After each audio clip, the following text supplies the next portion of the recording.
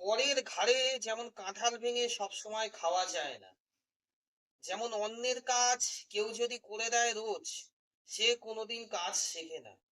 তেমনি বিগত তিনখানা ইলেকশন ধরে এ আমাকে জিতিয়ে দেবে, ও আমাকে জিতিয়ে দেবে, এজেন্সি আমাকে জিতিয়ে দেবে, কমিশন আমাকে জিতিয়ে দেবে, তবে আমি জিতবো, এই ভাবনা নিয়ে যদি কেউ চলে কোনো দল, তাহলে আপকি বার 200 পার বলে 77-এ থেমে যেতে হয়।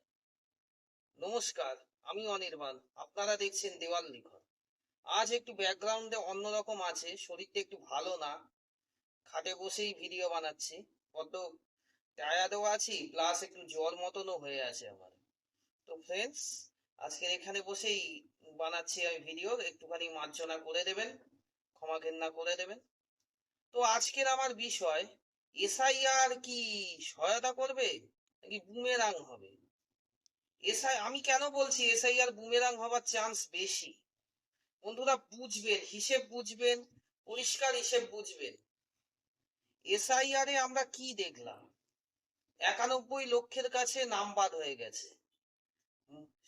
সর্ব মানে কালীন রেকর্ড হিসেবে ভোট পড়েছে আগের পর্বে 92%-এর কিছু বেশি।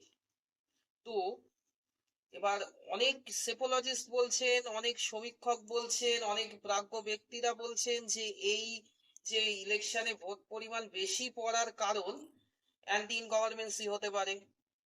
কিন্তু অঙ্ক বলে তো একখানা জিনিস আছে, অঙ্ককে এড়াবেন কি করে?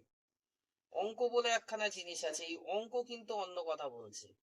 আপনারা দেখুন, মোট ভোটারের যদি 11% নিচে নেমে যায়, এবং সেই হিসেবেই আমাদের পশ্চিমবঙ্গে কিন্তু 82% পোলিং হয় নর্মালি, সেই 82% যদি 11% কমে যাওয়ার সঙ্গে হিসেব করেন, সংখ্যা কত পাচ্ছেন? সেই 93-92%ই আসছে। আর যারা এক্সট্রা এই এসআইআর এর ভয়ে ভোটটা দিয়ে গেল, তারা কোথায় দিয়েছে সে তো আমরা জানি না, কিন্তু কোথাও যেন রাগের থেকে দেবার চান্সই কিন্তু বেশি, রাগের থেকে দেওয়ার চান্স অনেক বেশি। তো এসআইআর এর হিসেবটা এবার আমরা একটু বুঝবো, এসআইআর এর হিসেব কেমন হয়। আপনারা দেখলেন 91 লাখের কাছে ভোটার বাদ হয়ে গেছে। ট্রাইব্যুনালে যারা অ্যাপ্লিকেশন জমা করেছিলেন এখনো অবধি মাত্র 136 বা এরকম সামথিং লোকের নাম উঠেছে।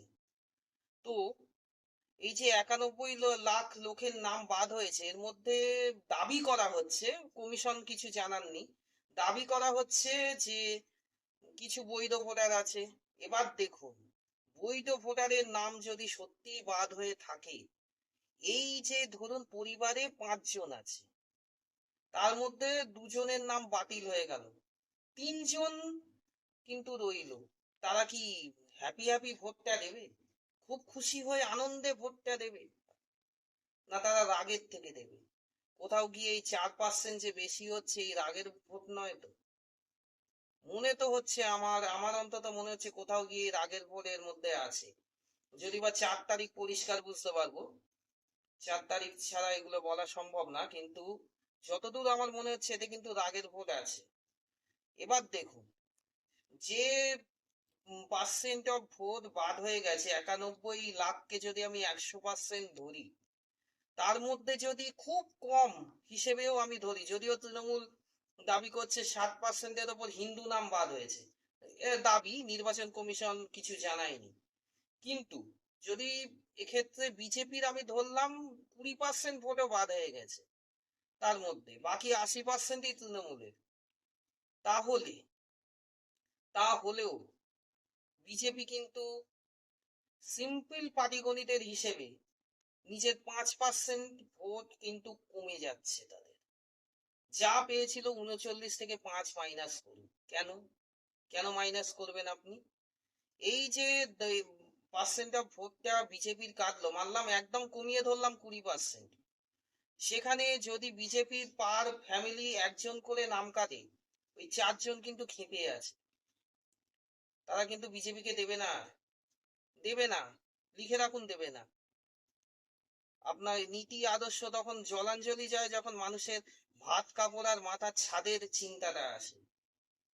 সো বন্ধুরা, বিজেপিকে বাঁধতে হবে। বিজেপিকে ৩৯ থেকে ৪৬-এ যেতে হবে, কমলে হবে না। এবার আপনি বলবেন 80% তৃণমূলের বাদ হলে তো তৃণমূল 10%-এর ওপর কমে গেল, কিন্তু এই যে এক্সট্রা 5% আবার জুটছে তৃণমূলের সঙ্গে, তার হিসেব করুন। স্যাটাস্যাটটা কিভাবে হচ্ছে? এইভাবেই তো হচ্ছে। সুতরাং বন্ধুরা, 4 তারিখের আগে আমি কোনো রাজনৈতিক প্রেডিকশন আমি করব না। আমার কোনো সমীক্ষা করার ক্ষমতা নেই। ছোট্ট একখানা ইউটিউব চ্যানেল আমার, এই দেওয়াল লিখন, সবে 3খানা আর এটা নিয়ে 4খানা ভিডিও হলো। আপনারা যদি কৃপা করেন, দয়া করেন, তো আমার সাবস্ক্রাইবার বাড়বে, চ্যানেলের লাইক কমেন্ট বাড়বে। তো আমি কোন রকম সমীক্ষক কোনো বিষয়ে আমি যাব না। তারা যারা আছেন সেপোলজিস্ট, তারা করবেন। সেটা আমি বিশ্লেষণও করব পরে, যখন হবে, আসবে এক্সিট পোল যখন আসবে, তখন আমি করব। কিন্তু এসআইআর এর সিম্পল পাটিগণিত কিন্তু বলছে এসআইআর বুমেরাং হতে চলেছে। আপনাদের কি মত এই নিয়ে? জানাবেন, আমায় কমেন্টে একটু জানাবেন, ভালো লাগবে জানালে। আপনাদের আলোচনার মধ্যে দিয়ে নতুন নতুন তথ্য উঠে আসতে পারে। সো ঠিক আছে, আজকের জন্য এইটুকু। নমস্কার। চ্যানেলটাকে সাবস্ক্রাইব করে নেবেন, কমেন্ট লাইক শেয়ার একটু করবেন, আমার ভালো লাগবে। নমস্কার।